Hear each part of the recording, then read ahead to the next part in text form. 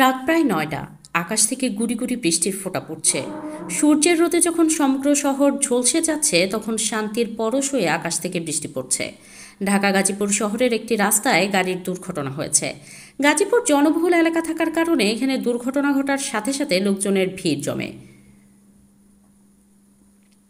শহরের সবচেয়ে বড় বিজনেসম্যান অরণ্যরাজ চৌধুরী আজ রাত ২টার সময় গাড়ি দুর্ঘটনায় আহত হয়ে হাসপাতালে অ্যাডমিট হয়েছে। শহরের প্রতিটা সংবাদ মাধ্যম আর গণমাধ্যমে এখন এই কথা ভাইরাল।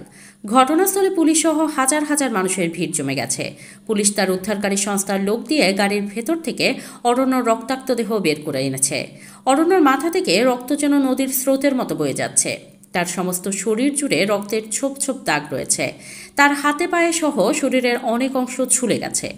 উদ্ধারকারী সংস্থা অরণ্যর শ্বাস নিঃশ্বাস চেক করার জন্য নাকের কাছে আঙুল নিয়ে দেখে, জীবিত রয়েছে।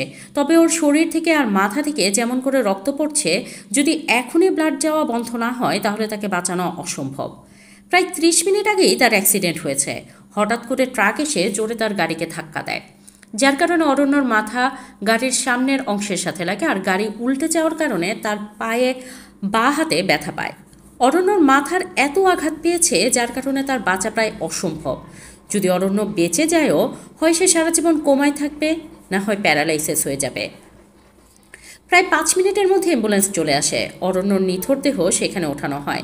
তার মুখে দ্রুত অক্সিজেন মাস্ক লাগানো হয়। অ্যাম্বুলেন্সে থাকা ডক্টর তার পালস চেক করছে বারবার। মাথা থেকে রক্ত বের হওয়া এখনও বন্ধ হচ্ছে না। শরীরে অন্য সব জায়গা থেকেও রক্ত পড়ছে। অরণ্যর অবস্থা কতটা খারাপ তা হয়তো ডক্টর নিজেও বলতে পারবে না। প্রতি মুহূর্তে শরীরের অবস্থা অবনতির দিকে যাচ্ছে। তার শরীর ধীরে ধীরে শীতল হয়ে যাচ্ছে। অ্যাম্বুলেন্স অবস্থিত একজন বলে, স্যার, অরণ্যরাজ চৌধুরীর কি অবস্থা? অবস্থা ভালো না। যদি আমার সন্দেহ ঠিক হয় তবে হাসপাতালে পৌঁছানোর আগেই ওনার মৃত্যু হবে। শহরের সবচেয়ে বড় ব্যবসায়ী অরণ্যরাজ চৌধুরী প্রায় প্রতিদিন খবরের কাগজে বিজ্ঞাপনে তার নাম ছাপে। মাত্র ২৫ বছর বয়সে তার ব্যবসায়িক দক্ষতা, বুদ্ধি আর কঠোর পরিশ্রম দিয়ে সে জনপ্রিয়তা অর্জন করেছে। অরণ্য শ্বাস নিঃশ্বাস ওঠানামা করছে। জীবনের প্রতিটা পুরুষের স্বপ্ন থাকে তার পরিবার সন্তান নিয়ে ছোট একটা সংসার গড়ে তোলার। অরণ্যর এত সৌভাগ্য কখনো ছিল না। তার জীবনে সুখ কথাটা খুব একটা সহ্য হয় না। তবে তার জীবনে ইনায়ের আগমনের পর সে সুখের স্বপ্ন দেখেছে। ভালোবাসার মানুষের সাথে সারা জীবন থাকার পরিকল্পনা করেছে। কিন্তু এক ঝড়ে সব শেষ হয়ে গেছে তার জীবন থেকে। গ্রামে থাকা অবস্থায় অরণ্য একবার বলেছিল সে অভাগা। কথাটা সত্যি প্রমাণিত হয়েছে। ছোটবেলায় বাবা হারিয়ে এতিম হয়েছে, বিনা অপরাধে মায়ের ঘৃণার কারণ হয়েছে, বোনের সাথে দূরত্ব তৈরি হয়েছে। তবুও তার প্রতি থাকা সকলের অভিযোগ মেনে নিয়েছে। তার জীবনে হঠাৎ করে আসা ঘূর্ণিঝড়ের মতো আগমন হয়েছিল এক রমণীর, যার নাম ইনায়া। প্রায় অনেক সময় তার সাথে শত্রুতার সম্পর্ক ছিল তার, কিন্তু হঠাৎ একদিন তার সাথে বিয়ে হয় অরণ্যর। বিয়েবাড়ির সকলের সামনে কবুল বলে শত্রু থেকে বৈধ স্ত্রীর মর্যাদা দেয় সে। প্রত্যেকে তার শত্রুর সাথে খারাপ কথা বলে তাকে আঘাত করে। বিয়ের আগে অরণ্যর পরিকল্পনা ছিল এমন কিছু করা। কিন্তু বিয়ের দিন যখন প্রথমবার লাল শাড়ি পরা বধূ বেশে রূপবতী কন্যাকে দেখেছে, তার মুখ থেকে ৩বার কবুলের মতো পবিত্র ধ্বনি শুনেছে, যখন তার হাত ধরে গাড়ি থেকে নামিয়ে তার বাড়িতে প্রবেশ করেছে, তখন শত্রুর প্রতি থাকা সমস্ত ঘৃণা তার মন থেকে মুছে গেছে। শুধু সামনে হাত ধরে থাকা মানুষটাকে বউ মনে হয়েছে, যার কান্না করা অশ্রুঝরা দুই আঁখি, তার পরনে বেনারসি আর তার নিষ্পাপ মুখ সব অরণ্যর মনে মুগ্ধতা তৈরি করছে। প্রথমবার কোনো নারীর চোখ তাকে আকর্ষিত করেছে, তার মধ্যে বিলীন হয়ে গেছে অরণ্য। ভাগ্যের কি নির্মম পরিহাস! শুধু জীবনে এইটুকু সুখের কামনা করেছে সে, তাও পূর্ণ হলো না। নিজের প্রিয় শত্রুর সাথে ঘর বাঁধা হলো না। তার মুখ থেকে একবার ভালোবাসি শব্দ শোনার ইচ্ছা পূর্ণ হলো না। রাতের আকাশে নিজের প্রিয়তমাকে বুকে জড়িয়ে ধরে ঘুমিয়ে থাকার সৌভাগ্য আর বুঝি এই জন্মে তা হলো না। অরণ্যর শ্বাস নিঃশ্বাস দ্রুত হয়ে যাচ্ছে। সে দ্রুত গতিতে নিঃশ্বাস নেওয়ার কারণে তার বুক ওঠানামা করছে। অ্যাম্বুলেন্সে থাকা ডক্টর অরণ্যর হাতের পালস চেক করে সামান্য ভয় পেয়ে তার পাশে থাকা লোককে বলে, অরণ্য চৌধুরী বাড়িতে অরুণা বেগম আর মিলন সাহেব খাওয়া দাওয়া শেষ করেছেন মাত্র। প্রায় ৯টা বেজে ৩০ মিনিট। মিলন সাহেব খাবার খাওয়া শেষ করে সোফায় গিয়ে বসলেন। আজ রাত ৮টার খবর শোনা হয়নি, তবে ৯:৩০টার সময় আর কি খবর শুনবে। তবু উনি টিভি অন করলেন, খবরের চ্যানেলে গেলেন খবর শুনবেন বলে। অন্যদিকে অরুণা বেগম টেবিল থেকে সকলের এঁটো খাবার রান্নাঘরে নিয়ে রাখছেন। অরুণা বেগম যখন খাবারের প্লেট হাতে নিলেন, তখন মিলন সাহেব মাত্র খবরের চ্যানেলে গেলেন। খবরের চ্যানেলে যাওয়ার সাথে সাথে একজন বলে ওঠে, ব্রেকিং নিউজ। আজ রাত ৯টার সময় গাজীপুর শহরে গাড়ি দুর্ঘটনায় আহত হয়েছেন শহরের সবচেয়ে বড় ব্যবসায়ী অরণ্য রাজ চৌধুরী।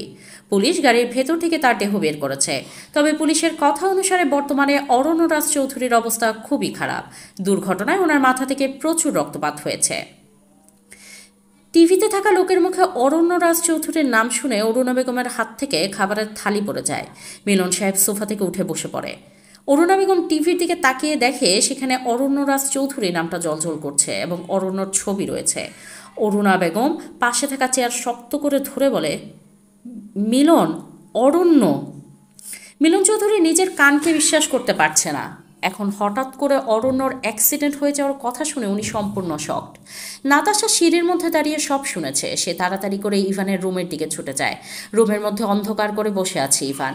হঠাৎ দরজার মধ্যে কারো শব্দ শুনে ইভান বিছানা ছেড়ে উঠে দাঁড়ায়। বাহির থেকে নাতাশার কণ্ঠ শোনা যাচ্ছে। ইভান বিরক্তি নিয়ে দরজা খুলে সে নাতাশাকে কিছু বলতে যাবে, তার আগেই নাতাশা হাঁপাতে হাঁপাতে বলতে থাকে, ইভান ভাইয়া, অরণ্য ভাই অ্যাক্সিডেন্ট করছে। ওনার অবস্থা খুব একটা ভালো না, বাঁচবে কিনা সন্দেহ রয়েছে। হঠাৎ করে নাতাশার কথা শুনে ইভান অবাক হয়ে যায়। এরপর যখন বুঝতে পারে অরণ্য অ্যাক্সিডেন্ট করেছে তখন সে বলে ওঠে, হোয়াট? ইভান নাতাশার সাথে তাড়াতাড়ি করে রুম থেকে বের হয়ে যায়। অরণ্যর সাথে তার শত্রুতা রয়েছে কারণ সে ইনায়ার স্বামী, কিন্তু অরণ্যর সাথে রক্তের সম্পর্ক রয়েছে ইভানের। তার ছোট চাচার ছেলে অরণ্য, তার ছোট ভাই। অরুণা বেগম আর মিলন সাহেব সময় নষ্ট না করে গাড়ি বের করে বেরিয়ে পড়ে। খবরে বলা হয়েছে অরণ্যকে সিটি হাসপাতালের উদ্দেশ্যে নিয়ে যাওয়া হয়েছে। হাসপাতাল রোডের দিকে এক গাড়ি চলছে, যার মধ্যে একজন নারী কান্না করে যাচ্ছে। অন্যজনের হাত পা অনবরত কাঁপছে। সে আর কেউ না, ইনায়া। তার গলা শুকিয়ে আসছে, বুকের ভেতর ভয় জমা হয়েছে। গাড়ি দ্রুতগতিতে ছুটে যাচ্ছে। পাশের সিটে রেহানা বেগম কান্না করছে। মা তার সন্তানের প্রতি যত রাগ করে থাকুক তার সাথে কথা বলা বন্ধ করে দেয়, তবুও সে সন্তান। ইনায়া যখন অরণ্য বলে চিৎকার দেয় তখন রেহানা বেগম ছুটে যায় তার রুমে। এরপর গাড়ি থেকে বের হয় হাসপাতালের উদ্দেশ্যে।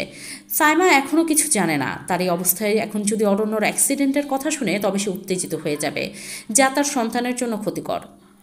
ইরায়ের হাত পা ভীষণ কাঁপছে। সে বারবার ঘন ঘন শ্বাস ফেলছে। আজ রাস্তা যেন শেষ হচ্ছে না। কখন যে সে হাসপাতালে পৌঁছে অরণ্যকে দেখবে সে আর অপেক্ষা করতে পারছে না। ইনায়ের সমস্ত শরীর পাথরের ন্যায় হয়ে যাচ্ছে। রেহানা বেগম কান্না করছে, কিন্তু তার চোখ দিয়ে পানি বের হচ্ছে না। ভাগ্যের উপর তার করুণা হচ্ছে। কি অদ্ভুত, তাই না?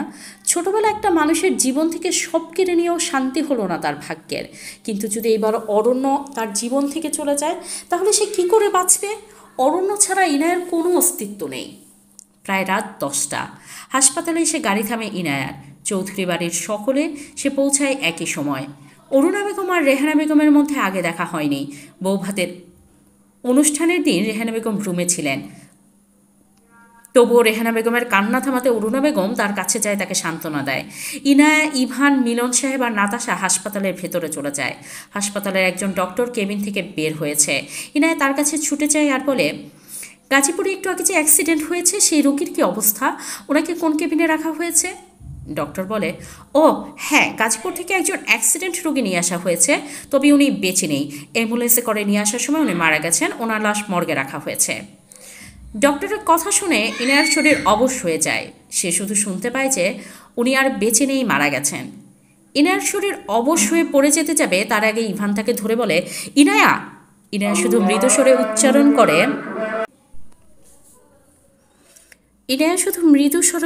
করে, আমার অরণ্য মারা গেছে। গল্প শেষ হয়নি এখনও, সো নেগেটিভ কমেন্ট করবেন না। জীবন এতটাই অনিশ্চিত যে শেষ কথা, শেষ দেখা হবার আগেই মানুষ হাতের নাগালের বাহিরে চলে যায়।